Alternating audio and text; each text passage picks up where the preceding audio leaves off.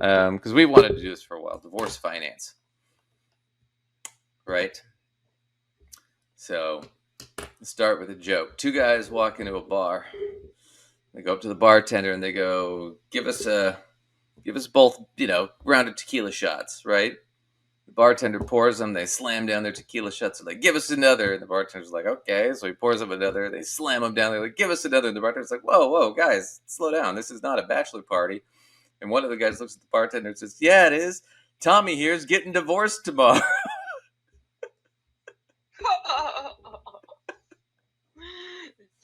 That's funny. That's a different kind of bachelor party. It is a bachelor party. So, yeah, there's the old, because my father used to, is a lawyer, and he used to do divorce law a long time ago. And I used to clerk for him when I was in college. And I remember doing a lot of divorces with him. And yeah, the main joke that you'd always hear from divorce lawyers is, "Why is divorce so expensive?" Do you know why, Lacey? Why? Because it's worth it. I mean, that feels correct. No.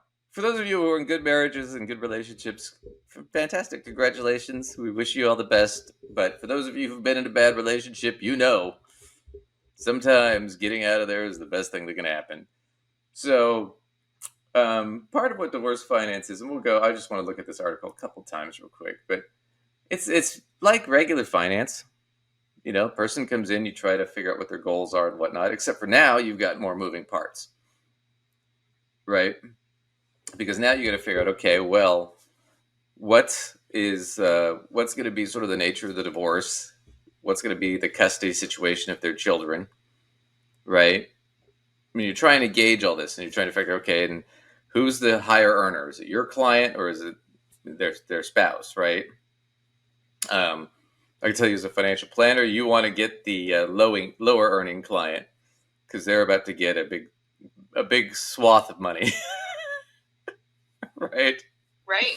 Unless there's a real ironclad prenup or something in place.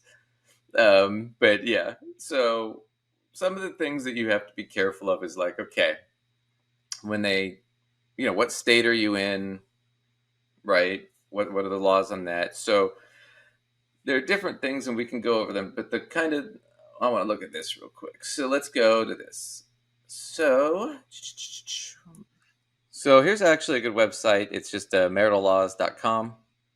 And so what it does is it breaks it down what the laws are by state. So it covers the various things you'll have to deal with: alimony, child support, custody, some of the divorce law, visitation, and property division. So let's just start with alimony to start with. So what is alimony? Alimony is spousal support. Spousal support. So let's say Lacey and I were married and getting divorced, and Lacey made a lot more money than I did, right? So what they do is they division it out and they go, okay, well, Duncan's used to this standard of living kind of thing. So based on the state and how they break it down, they'd look at what Lacey makes, what I'd make, and Lacey would pay me some alimony every month, right? Now, during the divorce process, the alimony tends to be a little stepped up, so I'd get a little bit more. So for Lacey, she wants the divorce to end, the divorce to be finalized quicker, because then her alimony will go down, right? Does that make sense? Yeah. Right. As where it might be in my interest to drag out the divorce for as long as possible, because Lacey's going to pay me a higher amount. Right. So these are things you got. I already feel angry about this. Okay. Right, but these are things you got to think about for both sides, right? It depends on which side you're on with your client. As a financial advisor, their lawyers thinking about this too. So, but you got to plan this, because if this thing drags out for a year, Lacey's going to have less money. If we can get it settled in 5 months and get everything signed and split, then you just saved her 7 months worth of inflated alimony. Now, alimony typically lasts 7 years, 5 to 7 years, depending on the state, unless I either die, right? And then you're off the hook. We can only hope. Yeah. And then Lacey will be the number one suspect. Such a morbid joke. I'd be like, yes, Lacey's going to eat the fried foods. Lacey's going to spend a lot of time in interrogation. Um, and then Maybe. maybe prison time depends. And then the other thing is if I get remarried, she's off the hook for alimony. Hmm. So there's the what was that show, Two and a Half Men? There was a because one of the ongoing jokes of the show was the guy Alan. His ex-wife raked him for alimony, so he was paying some huge amount in alimony every month, which isn't realistic, but it's a TV show. But he gets to the point where he finds out she's engaged to this other guy who's a doctor, and his brothers asked him, "Well, how does that make you feel?" And he's like, "I don't know, man. She's the mother of my child. She's my first wife. I mean, I don't know. I'm feeling a lot of emotions right now." And his brother's like, "Well, at least you're off the hook for alimony." And he's like, "That's right." And then he's all excited about them getting married. He's like, "Yay, she's in love!" Yay, yay. There's also a funny bit where when he goes to give her the last alimony check, his brother goes with him and brings a camera, right? So they can memorialize it. But instead of a regular check, they go to Kinko's and they get one of those giant game show checks printed out to give her. Yeah, I mean, that feels like the right way to do it, honestly. Well, if you've been getting raked for a long time, you might as well. But anyway, so that's what alimony is. It's a little different in each state, but you're gonna have to face it. Now, child support we'll go through a little bit, but different states have different ways of doing this. So, let me show you this and see if this gives me a good sense of this. So, child care deduction. Oh, this is just the deduction. Support, shared parental time offset. Let's see.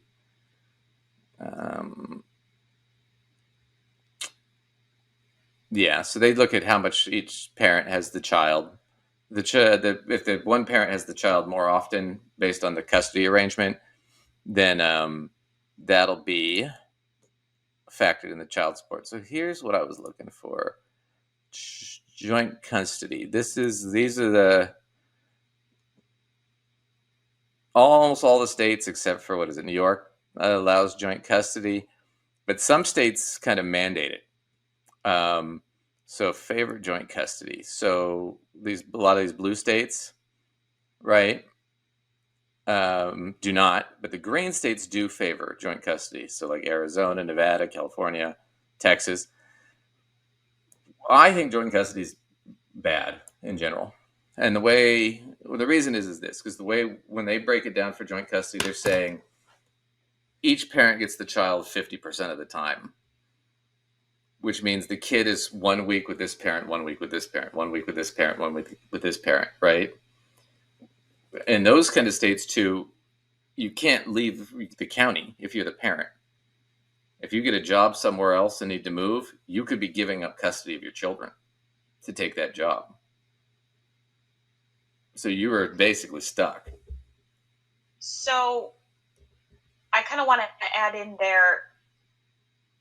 Now, I know a lot of people that have that situation, but I'm thinking particularly of one particular client of mine where she is the custodial parent, but even though she is the custodial parent, and the other parent typically takes, the kids on weekends, etc., that sort of thing. Right. She still is not allowed to move more than a certain mile radius from where the other parent is. Right. And so that's a joint custody. There's still a great restriction there, even though she's the person who has the kids the majority of the time. Right. She had an interest in pursuing a job opportunity in another state.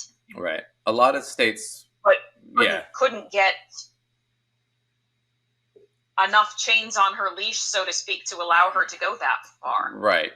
So a lot of states will allow for what's called it's a type of joint custody, but one of the parents has primary custody and the other has secondary. So that's more of the typical thing you see in most states, is where the one parent, the primary custody parent, has the child all the time for the most part, but the secondary custody parent gets weekends and like 1 week or 1 month out of the summer and every other holiday. Right. That's more of a regular sort of arrangement that you would see. But some of these joint states, they will force you to be in that situation where you're kind of both locked in. So I could have the kid primarily and move, right, take the kid with me, but we'd have to arrange something where that other parent still got ample visitation rights. But there would be an arrangement that could be made. But it depends on which state you're in. So those are always a big issue because that's also going to affect child support. Because if the child's with me 80% of the time, right, and Lacey's my ex, then Lacey's paying child support for the other 30 or whatever 30%. She doesn't have the child, and they'll factor that in depending on the state. But it's also factored by how much Lacey makes, right? So if Lacey makes $35,000, her child support's probably not going to be a ton. But if Lacey makes $200,000 a year, her child support's going to be significant, a lot more significant, because it's going to be based on how much she makes. So just important stuff to factor in.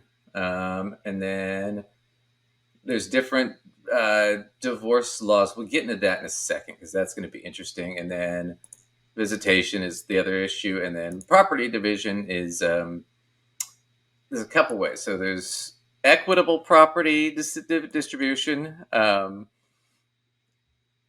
Basically, it's you're trying to do it in a what is a fair way, right? So it can be agreed upon by the spouses through a property settlement.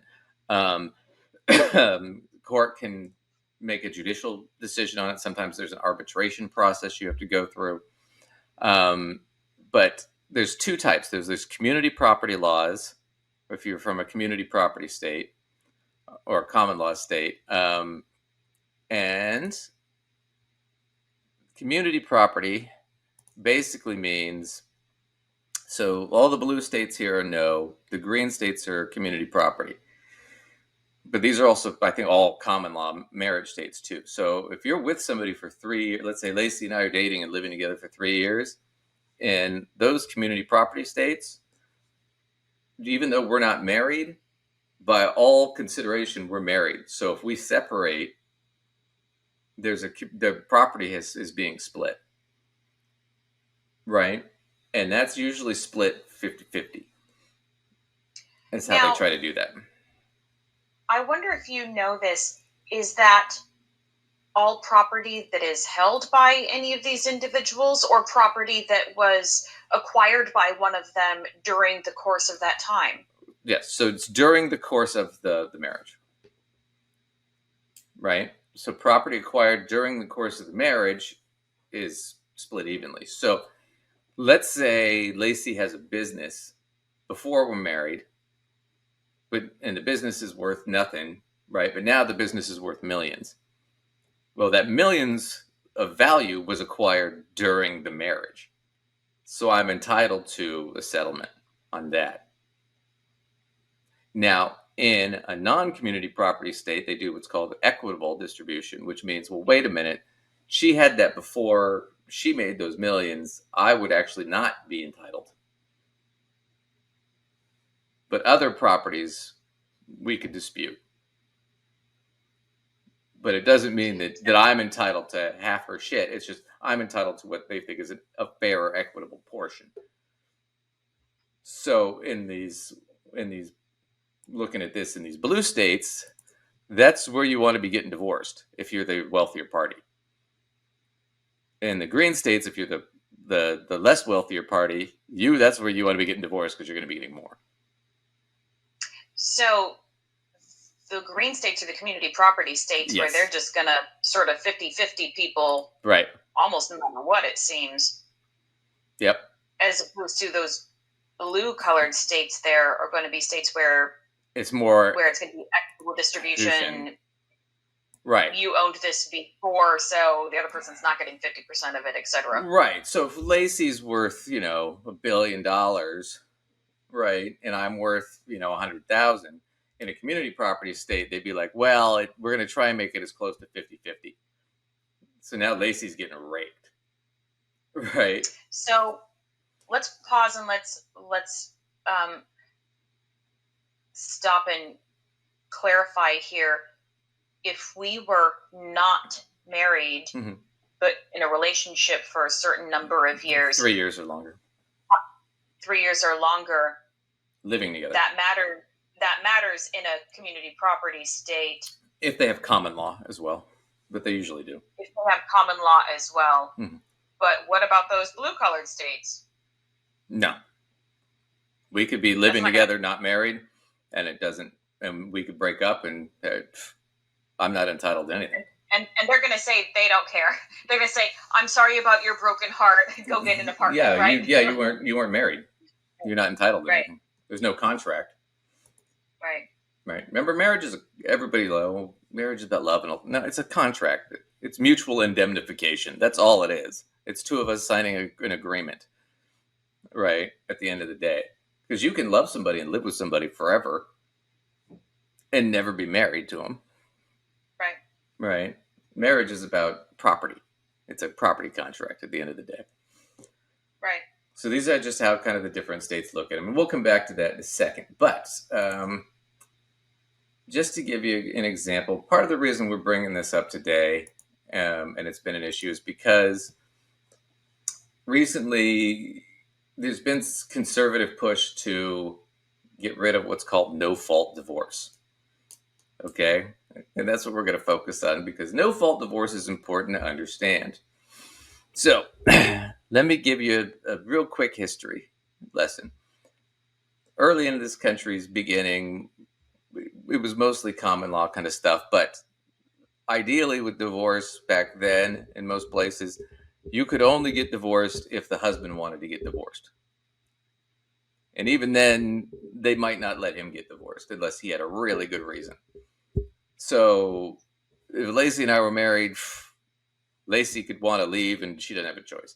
She's got to stay. She's basically property at that point, right? Or at least legally, I have to stay. Whether I walk out the door or not, who knows? But legally, I would.